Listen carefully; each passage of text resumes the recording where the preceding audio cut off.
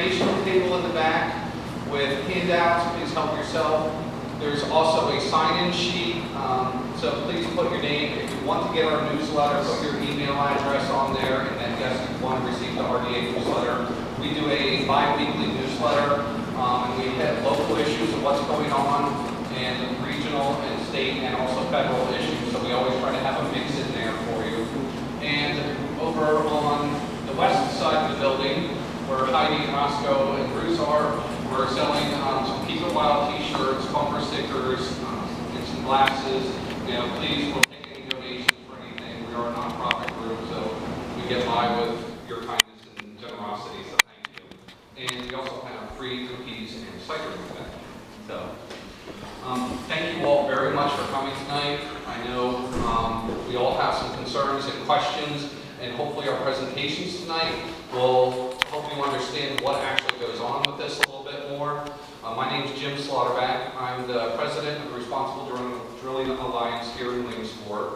And a little about myself, I've been a paramedic here in this community for 27 years now, to date myself. Also, an emergency preparedness coordinator here. So I've been involved my entire life with doing community projects, working with the community, and this is part of the way I can help to give back. And you know, I care not only about my place, but every place, and it affects what affects our neighbors, affects us, and if we don't stand up for what's happening all around us, we're all in this together. So, give a little bit of background on the Responsible Drilling Alliance. We're formed in 2009, and we're a nonprofit organization, as I said.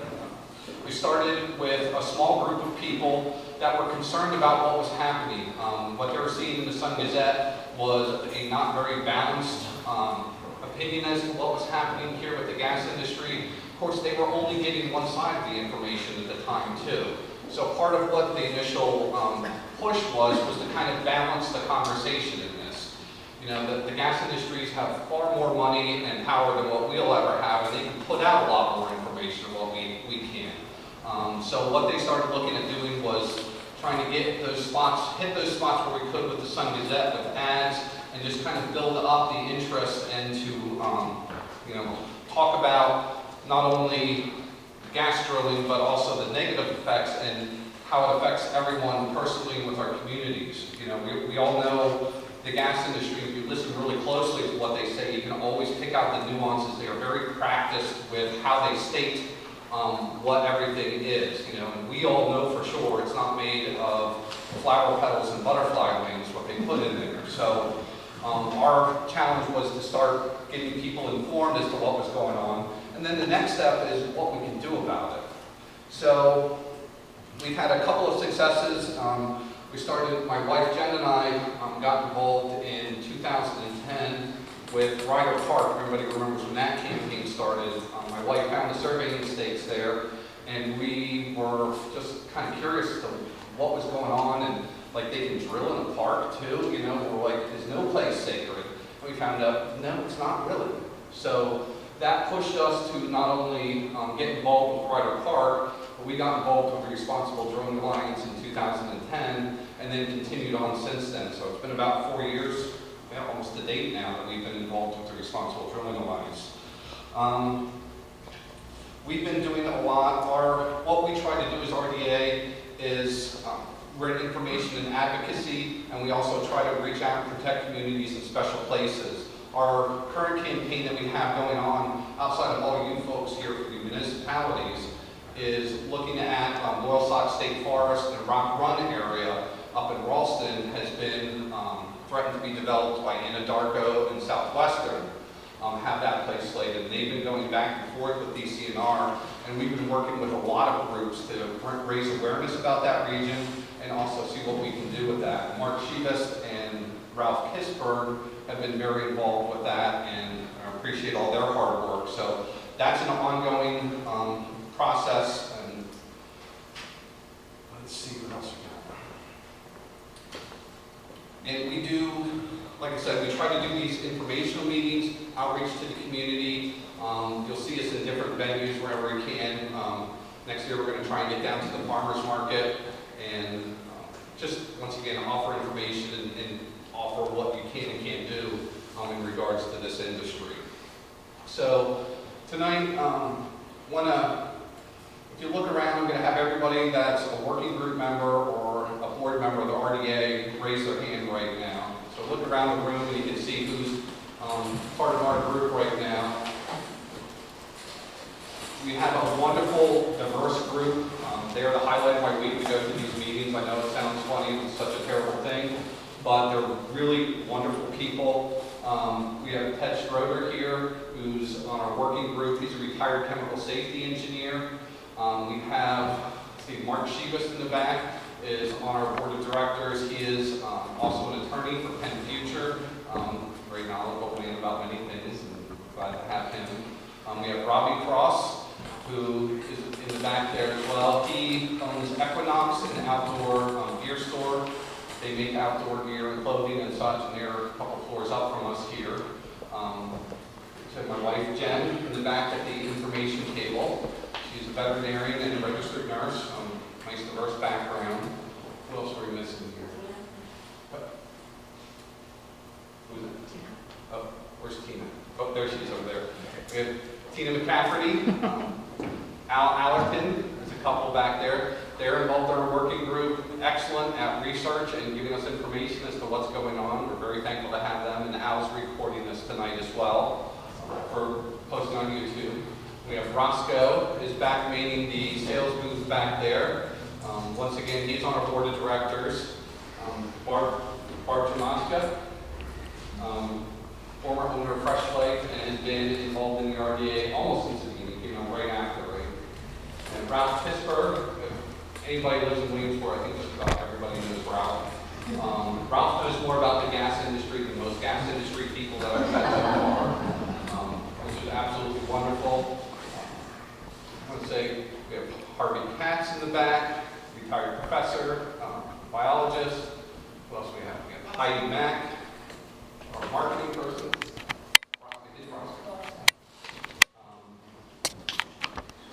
And another speaker for us tonight, a lot of the speakers introduce themselves, is Rob Cooley, environmental ecologist, and he'll be up speaking to you in the second presentation. So afterwards, we're going to have a couple presentations, and then afterwards, we're going to have a question and answer session, and hopefully we can answer your questions and give you more information so you're armed with what we can and can't do after this. And then we're going to stop after that because we can end up doing a question and an answer until 11 o'clock tonight. So we're going to stop it at some point, and then we're going to stay around so we can mingle. And if you guys have more questions, we'd be happy to answer them for you. Oh, and Jim Dunn sitting here in the front row, another part of our working group member. We're glad to have everybody.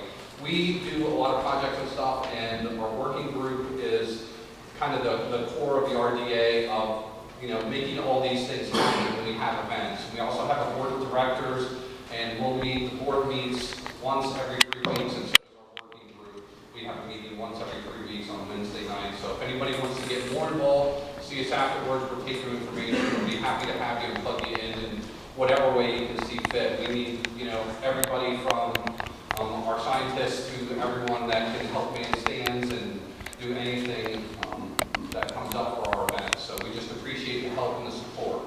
And I guess that's it. And without further ado, I'm going to introduce Barb Jamaska here, and she's going to give a presentation on some of the impacts of drone. I'll let her introduce herself and talk about her presentation. Thank you. Thank you for coming out tonight. I know how busy life is for everybody. Thank you for your time and your desire to be informed. Thank you for your commitment and your willingness to participate. I've been asked to talk to you about quality of life, which is probably quality of life, specifically quality of life in the face of the industrialization of rural Pennsylvania by the gas industry. And if ever there was a subjective topic, surely quality of life is it. What determines the quality of anyone's life? It seems to me it's how your life aligns with your values and your hopes and your dreams and with all that you most treasure.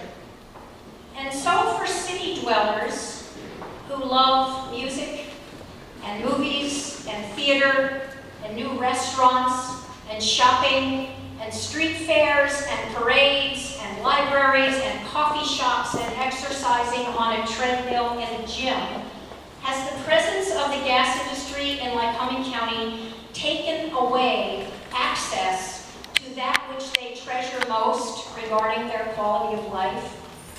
I don't think so. But what of those who treasure the natural wonders of the landscape?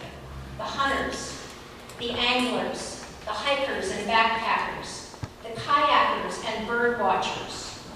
What of those Pennsylvania residents whose life savings have been poured into a home in the country, surrounded by fields or farmland or woods and accessed via a quiet country road? To those folks, quality of life probably has a whole lot less to do with Starbucks and a whole lot more to do with the visible stars in the dark night sky. And so it is that I may speak truthfully about only one quality of life. I can only tell you about mine. I will tell you a brief story as I do, and I will scroll through a collection of photographs. The majority of these pictures I took myself, but not all of them. There have been 3 professional photographers whose skill and generosity has been overwhelming, and so I want to publicly thank all of them tonight. Terry Wild, Kirk Weinhold, and especially RDA's own Rick Carr, who is standing right over there against the wall, and I don't know that we've ever given you a hand.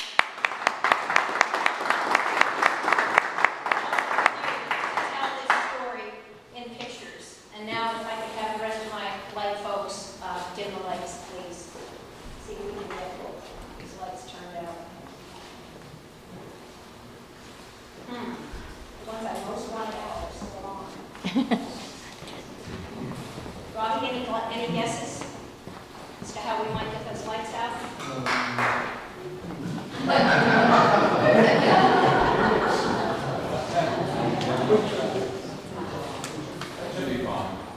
Okay. We can see one. Great. Okay, all right. Come down front. Okay, good.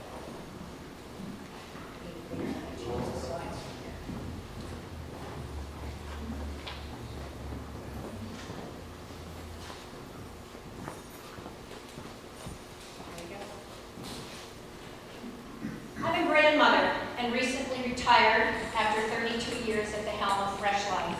Back in 2007, before I ever heard the words Marcellus Shale, I cashed in the lion's share of my retirement plan and built a small retreat center on 20 acres of land in Yale Township, land my family has owned for 3 generations.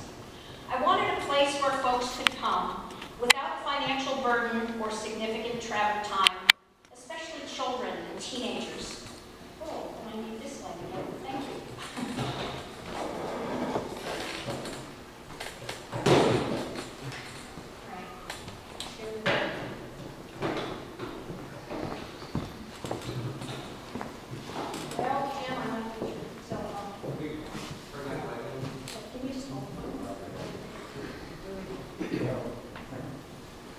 And disconnect from technology, because cell phones don't work here, and reconnect with the natural world, that which renews our soul and spirit. Running for a full mile along the banks of the Loyalsock Creek, the land where I now live was also where the very best days of my own childhood played out, including summers spent with my family in a cabin with no indoor plumbing. Thinking back to summers long ago, some of my fondest memories are of the smells and sounds of the land. My sister and I slept on a screened-in sleeping porch with my grandmother, and the 3 of us would lie awake in the dark, giggling and listening to hoot owls and bullfrogs and crickets and katydids and other night noises. At first light, we would be awakened by birds that my grandmother could identify by their songs. These days, I often sleep with earplugs and awake in a state that fluctuates between cowering in fear, basking in denial, and screaming in outrage. I don't know how to do battle with so formidable an enemy. What great irony, as for 32 years, I enjoyed a career as a messenger of good health, reduced stress, and well-being. These days I find myself pondering where else I could make my home and what it would feel like to leave land where many of the trees in the woods and the rocks in the creek have been given names. My sense of place has been violated, and I no longer feel safe. As of today, 15,421 unconventional gas wells have been permitted in Pennsylvania, including 1,377 here in Lycoming County, 77 of those in my neighborhood, Gamble Township.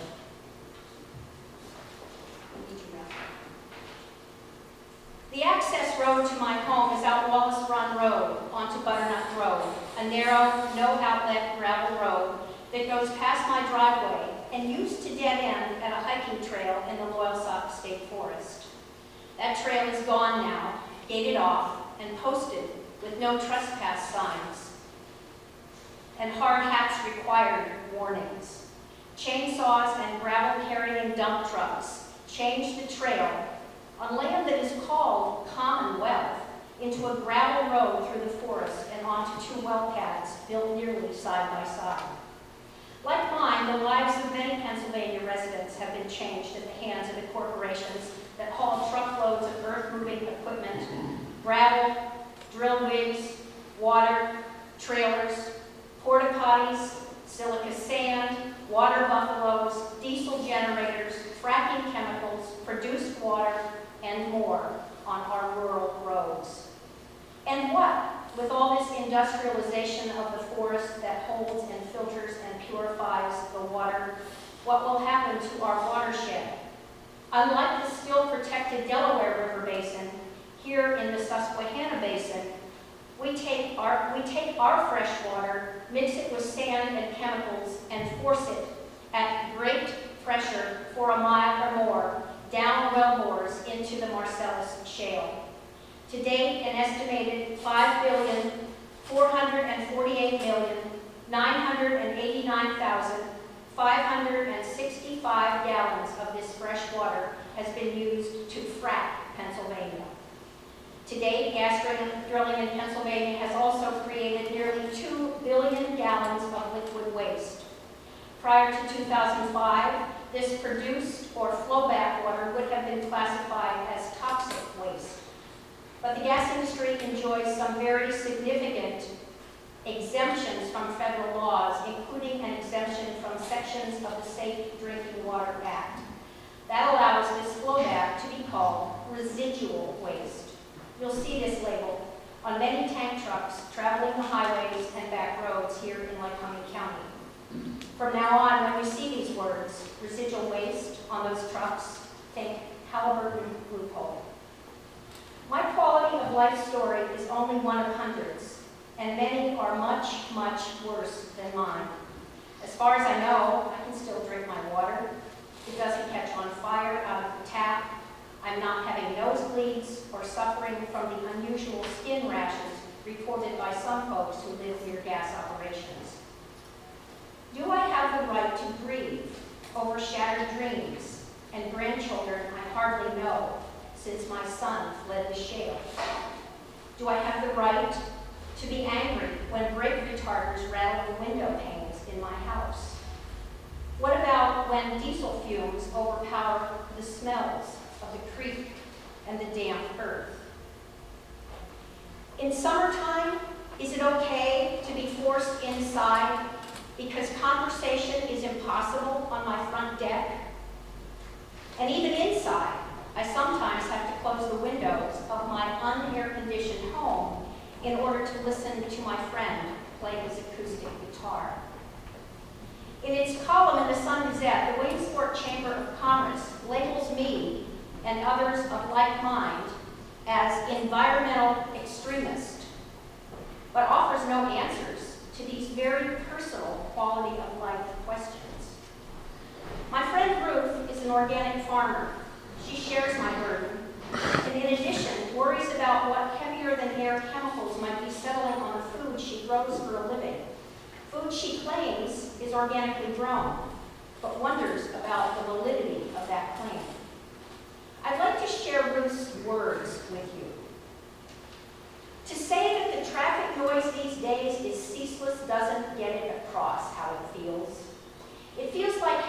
bathing cap on all the time and not being able to take it off. A bathing cap with earbuds, playing whatever it is you hate to hear the most. Yeah, like that. Lately I've been relating to Noriega and how we meant to drive him mad by playing, was it disco outside his compound? The volume these days, by which I mean both the number of trucks and the decibels produced, is the auditory signature of the stunning success of the shale gas blitzkrieg and its subsequent subjection of the countryside.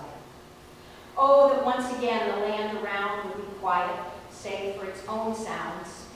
Bird song, and the sound of animals breathing, and leaves rustling, and ice pinging, and wind whistling around corners. Maybe if I listened long enough in that stillness, I'd find the planet's winds are playing the openings of all the songs I know, and the ones I haven't learned yet, playing some of them twice, just to be sure I heard. Like me, Ruth doesn't know what the future holds. She and her partner make half-hearted attempts to look at real estate, but how does one finally leave the place called home? The place where you've built your life for 25 years. How do you move your dogs and cats and rabbits and chickens and small herd of Devon cattle? How do you leave the very soil you have fed and tended and watered and nurtured over 2 decades? We feel vulnerable and so very unprotected.